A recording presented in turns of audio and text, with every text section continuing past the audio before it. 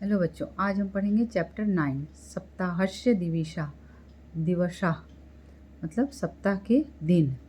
संख्यावाचकानि संख्या की जानकारी हम लोग प्राप्त करेंगे यहाँ इस चैप्टर से। छात्रा एकस्मिन् सप्ताहे सप्तदिवसा भवन्ति। छात्र एक सप्ताह में, छात्रों को संबोधित करते हुए टीचर बोल रही है, छात्रों एक सप्ताह में 7 दिन होते हैं।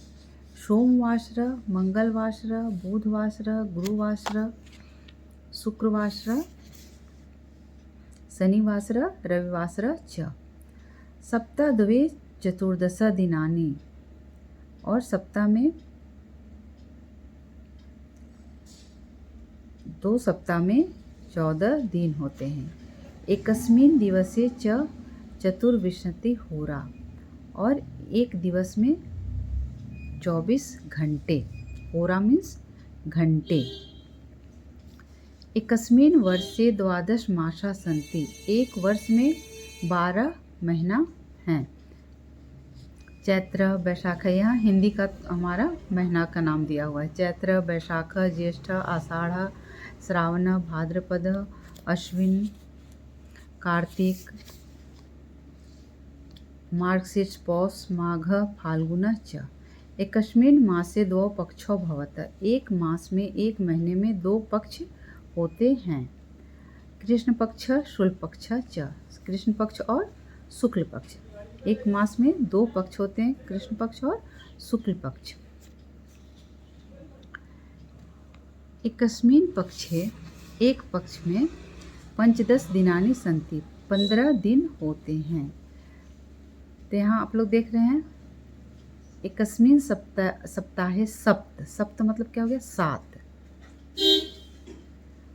चतुर्विंशति जैसे चतुर्दश मतलब चतुर मतलब हो गया 4 और 10 हो गया, तो 10 और 4 क्या हो गया? 14। उसी तरह चतुर्विंशति, तो 4 और 20 क्या हो गया? 24। द्वादश 2 और 10 12। इस तरह से आप लोग संख्या को आसानी से जान सकते हैं। जैसे बगल में अगर जैसे पीछे 10 दिया हुआ तो 10 और 5 10, तो 5 और 10। अगर विसंति दिया हुआ तो 5 और 20 क्या हो जाएगा? 25। तो परम किम यूयम जानिथ, पर क्या तुम सब जानते हो? शुक्ल पक्षस्य अंतिम दिवस पूर्णिमा, कृष्ण पक्षस्य च अंतिम दिवस अमावस्या कथ्यते। क्या तुम सब जानते हो कि शुक्ल पक्ष के अंतिम दिन पूर्णिमा होती है और कृष्ण पक्ष के अंतिम दिन अमावस्या होता है, अमावस्या कहते हैं। 15 दिन का होता है। एक महीना में 2 पक्ष होते हैं, कृष्ण पक्ष और शुक्ल पक्ष। तो शुक्ल पक्ष के अंतिम दिन क्या होता है? पूर्णिमा होता है, और कृष्ण पक्ष के अंतिम दिन अमावस्या होता है। अपि च दीपावली कार्तिक मासस्य कृष्ण पक्षस्य अंतिमे दिवसे अमावस्यां भवति। कार्तिक माह के कृष्ण पक्ष के अंतिम दिन में, अमावस्या में क्या होता है? दीपावली होता है। महापुरुषस्य गुरु नानक देवस्य जन्म दिवस कार्तिक मासस्य पूर्णिमायां भवति। महापुरुष गुरु नानक देव का जन्म दिवस कब है? कार्तिक माह के पूर्णिमा को होता है। एतत् दिनम गुरु पर्व अति कथ्यते। इस दिन को गुरु पर्व भी कहते हैं। होली उत्सव फाल्गुन मासस्य पूर्णिमायां भवति। और होली का त्यौहार फाल्गुन मास के पूर्णिमा को होता है। अध्यापिका, छात्रा यदि एकस्यां कक्षायां षड्विंशति बालका एकविंशति च बालिका सन्ति तर्हि योगे कृते कति छात्रा सन्ति। अध्यापिका पूछ रही है कि यदि एक कक्षा में षड्विंशति, षड मतलब हो गया 6 और विंशति तो क्या हो गया? 26। उसी तरह एक कक्षा में षड्विंशति बालका और एक विंशति मतलब 21 लड़कियां हैं, तो दोनों को जोड़ेंगे तो कितने हो जाएंगे?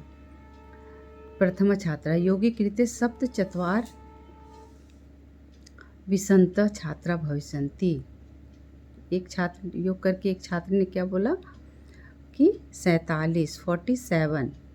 अध्यापिका यदि एकः बालकः एका बालिका च अनुपस्थितौ तर्हि कति छात्रा उपस्थिता भवन्ति। यदि एक छात्र और एक छात्रा, अगर एक लड़का और एक लड़की अगर अनुपस्थित हैं तब कितने हो जाएंगे। 47 थे तो उसमें से क्या हो जाएंगे। प्रथमा छात्रा तर्हि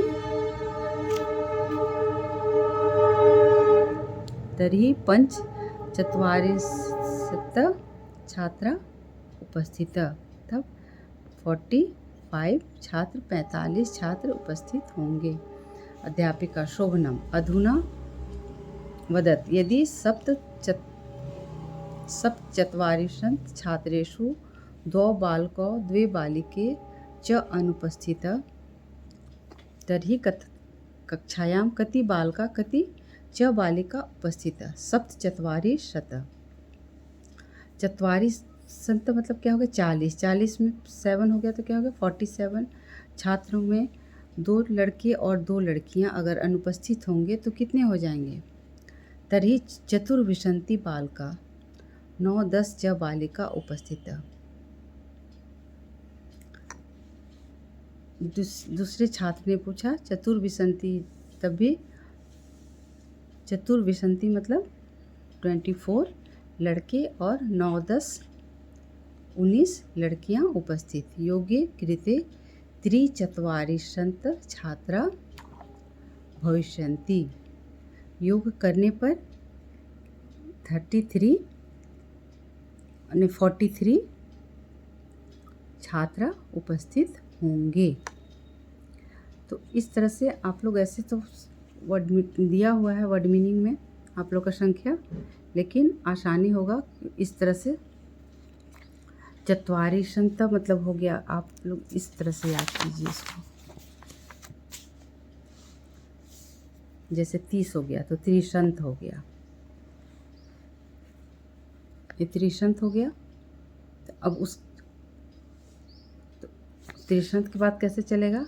एक त्रिशंत मतलब 30 में 1 जोड़ दिए, 2 त्रिशंत 2 में। उसी तरह विसंति हो गया 20 में 1 जोड़ दिए, 1 विसंति 2 विसंति 3 विसंति 4 विसंति।